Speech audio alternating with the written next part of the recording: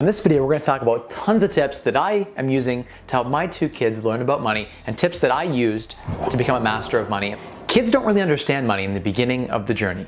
When kids are very young, we start off with them not really understanding money, and we can see this clearly by the example of handing children coins. If you hand children a penny, a dime, a nickel, they'll choose the biggest piece of money first because they don't understand the value of that money. They'll choose the nickel because it's bigger than the dime. They don't realize the value of that dollar and what it can buy you. Looking back on my journey of my childhood, what were some of the things that were big for teaching me about personal finance? Because our education system does not do it justice. There's very little talk about how to manage your money well and how to teach your kids to become financially savvy. This will help them become millionaires. It'll help them become financially successful. Ideally, it'll help them become more like you. Because kids take example from the parents. So if you're good with money, it's very likely that they'll watch your behaviors and your patterns and they'll learn how to get good with their money too. So if you're not good with money and you're just finding this video, you can apply some of these tips in your own life and start modeling the right behavior and teach your kids about a healthy relationship with money. So what are some of the things that are really important? I think the first thing is to talk about money. In many households, money is a taboo topic. It's a negative thing. People are very much in debt and they don't want to talk about how to use credit or to use credit. They don't want to talk about how to use money effectively. And kids just associate money with things, with stuff, with consumerism, and that's the wrong relationship to have with money. Money can be a great thing in our lives. If we use it well, we learn how to respect and manage it. I think the most important first step, in my opinion, is to get your children familiar with the value of a dollar. And that's really important. If you just go out there and you buy them things on impulse, whatever they want, they won't understand the value of a dollar. They have to learn first that money is earned. And that's the first piece. You have to be giving your child some money for the things that they are doing around the house. I like an allowance. I think once the child reaches about 7 or 8 years old, it's a really good time to start bringing in the allowance. Think of it like a salary in your day job. It makes a lot of sense to provide them a fixed amount for fixed duties. They learn that as they perform their duties, they're paid an allowance. If they don't perform their chores, they don't get the allowance. But even more important, and taking it a step further to help them understand the value of a dollar, make sure there are opportunities for income, additional income that they can earn, like commission, for things that they do. For instance, incentivize the right behaviors. Pavlov had it right with positive and negative reinforcement. It actually works, not just on dogs. It works on children too. You need to positively reinforce the behaviors that you want to see in your children. For instance, when I was a kid, if I got an A, I would get $10. If I got a B, I got nothing. If I got a C, I had to pay $10, and if I got a D, I had to pay $20, which often meant I had to cut the grass 3 times if I got a D. That negative reinforcement taught me to study harder and to do better in school and pay attention. Positive and negative reinforcement. It's a great example to reinforce the grades that you might want. Now, I'm not going to say that the education system necessarily results in success in life. I know lots of people who didn't do well in school and are doing very well in their life today, but that's just one small example. I think you should have opportunities for them to earn more money if they work hard, because they need to realize that extra effort. For instance, if their chores do not currently include cutting the grass, maybe that's dad's job, and your son or daughter might be 12 years old now, and they're old enough that they could pick up the lawnmower and get out there and cut that grass, you could say, hey, I will pay you $20 to cut that grass. Boom, now they have a chance to earn more money, and they realize that $20 now is theirs, and they can choose what to do with it. Very important that you teach consistent savings habits early on. You want to help them save for their education, save for their future, teach them about delaying gratification. I remember myself when I was growing up, even 10, 15 years ago in my teens, I would look back and think to myself, okay, I want this new latest and greatest gaming machine. And no one would buy it for me. I had to earn the money to buy the item. But I remember thinking to myself, I could wait and save up all year for the Xbox. I remember when it first came out. And I can get the Xbox. Or I could go with my friends to the movies, and I could go maybe to the mall and hang out with some friends and buy some stuff there, and potentially buy a couple of small toys. And I had to sacrifice, I had to choose. You can't have both. And money is finite. That's an important piece. I know people are gonna get on here in the comments and say, what about abundance mindset? We'll teach our kids about that later. The first important concept is understanding how to delay gratification, and that money has it's a finite resource. It's important and you need to respect it.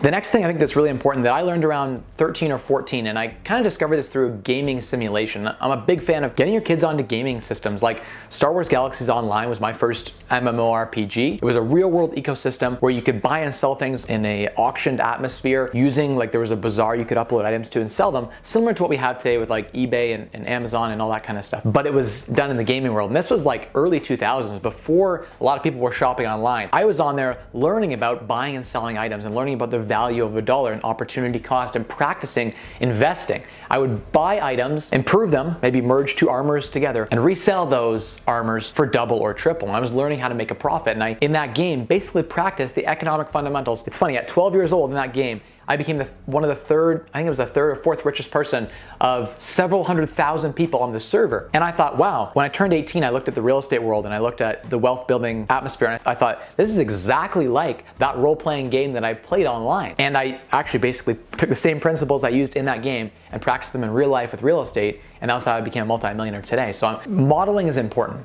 Your children are going to learn from your behavior, and so it's really important that you teach your kids the right types of behavior. You want to talk openly when you're paying your bills. You want to show your children that you pay your bills. When you use your credit card, you can explain, hey, I'm using my credit card, but I always pay it off at the end of the month, and I'm using it to get points. Or you might go and say, at the grocery store, we're using this coupon, or I'm shopping from this flyer, because money is very important to our family, and getting this for a better deal means we can use that money to get something else, to save for the future, for our retirement, or to buy just another item, right? We can get more for less. And that's an important concept to understand as well when you're trying to appreciate the dollar. Another thing I like just to throw it out there is investing. Teach your children about investing. And I don't know the exact age that's perfect, but I think around 13 is a good time to really dig into investing and have them play. There's tons of websites they can play with. Play with stocks. Teach them to buy into companies or investments that will have set returns. For instance, I'm planning to offer my children, my daughter's 3 right now, so it's way too early. Right now, we play with money a little bit. She gets an understanding of what money is.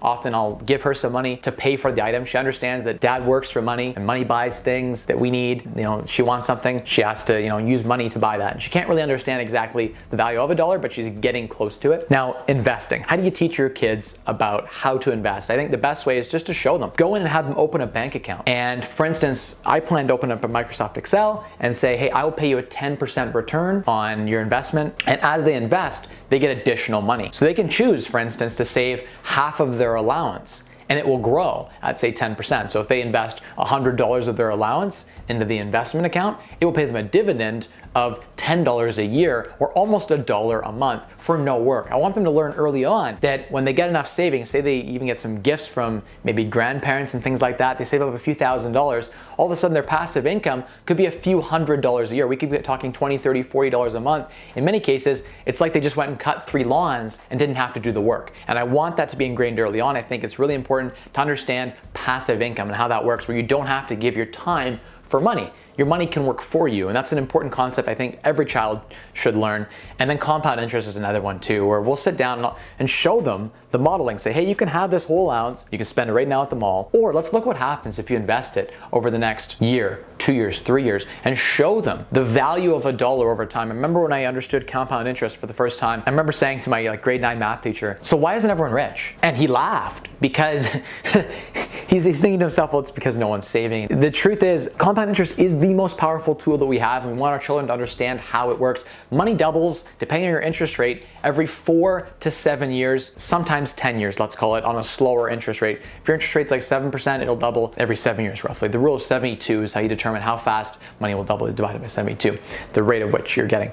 So if we can teach our children that at their age, they have the potential for every dollar they save now to double 75 times, that's powerful. That's life-changing. And so I just think imparting that wisdom on our children is super important. And I'm gonna do more videos on how do you teach certain smart money behaviors and some games that I plan to play with my kids to teach them about money. This is just a high-level one. Are you even thinking about how you interact with money and your kids are watching you as a role model? Are you even thinking about that? This video is hoping to get you thinking about that and say, hey, have I even have a conversation about money with my kids? Are they watching me earn an income? Should I maybe even show them what I'm earning? That's very healthy. I know you got to tell your kids, hey, maybe you don't want them to share it with everyone, but showing them what some of their bills are and understanding money's coming into the household, money's going out, and that healthy relationship is even good for you to see how you manage your money. Maybe you take a look at it and you say, hey, I didn't even think about how much money was coming in and how much was going out. But this exercise with my son or daughter can be something we do on a weekly basis or a monthly basis. And it's good for the parents and it's good for the kids. And so I want you guys to take the initiative in your lives. The education system isn't doing it. Parents, we have an obligation. Brothers and sisters, you have the obligation to teach your younger siblings how to get better with money. And honestly, if you can master money early in your life, you will have such an easier go of it. Everything is much easier when you've mastered your relationship with money. Money and time are almost synonymous in the sense that once you've got enough of it, you have so much free time to do things you love, to pursue your passions and your loves in life. And honestly, if it's, for instance, fitness or love or emotional well-being or spiritual well-being, all those things, you can chase those once you mastered your relationship with money. So stay tuned for more videos on how to teach your kids about money. We'll do some cool specific examples later on. And if you enjoyed this video, please give it a thumbs up. I'll see you guys in the comments. I'd love it if you guys had some cool ideas. I want to learn more ideas about how to teach my 2 daughters about money. As they get older, I'm going to have those conversations. And just because I'm a multimillionaire and I've mastered all this stuff doesn't necessarily mean they'll be interested in it. But I think that if we start early enough, we can mold our children. We are the role model for our children, and we can teach them what is the right path. And that's all we can do. Give them the tools and give them some of the examples for them to follow. And so in the comments, let me know some of the things that you're doing to help your kids get better at managing their money. And as always, if you're new to the channel, welcome. My name is Mike Rosehart, and thank you for subscribing and hitting that notification bell for future videos. The secret to unlocking a wealthier you is 3 levers in our control for our financial future. You can spend less, you can earn more money, and you can maximize the difference or maximize the return on your investment. Those are the 3 levers we have to play with. Let's teach our kids how to master all 3 of those levers. Thanks, guys. Bye-bye. How do you teach your little Einstein or